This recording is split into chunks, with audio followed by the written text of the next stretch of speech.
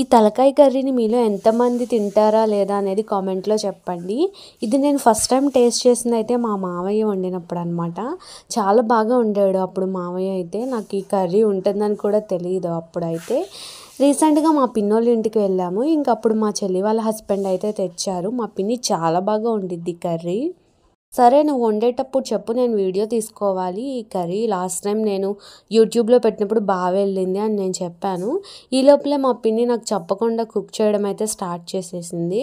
ఇంకా మా పిన్ని ప్రతిసారి అంతే అనమాట. నేను వీడియో తీసుకుంటానా సరే అన్నీ త్వరగా వేసేస్తూ ఉంటుంది. ఇంకా వీడియోస్లో తనకి ఎక్కువ అలవాటు లేదు కదా, సో అందుకని అనుకుంటా.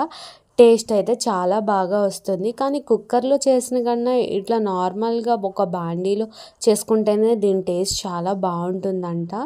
సో అందుకని చెప్పి పాత్రలోనే చేసాము. ఇది కుక్ అవ్వడానికి చాలా టైం పడుతుంది, ఎందుకంటే ఇది హెడ్ కదా, సో అందుకని ఎక్కువసేపు కుక్ చేయాలి. ఫైనల్గా అయితే గరం మసాలా వేసిన తర్వాత ఇంకా కొత్తిమీరతో గార్నిష్ చేసి వేయడమే అనమాట.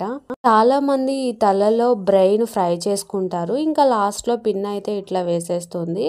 చాలా టేస్ట్గా ఉంది. బ్రెయిన్ ఎట్లా ఉందంటే వెన్నపూసలాగా నోట్లో వేసుకుంటే కరిగిపోతుంది అనమాట.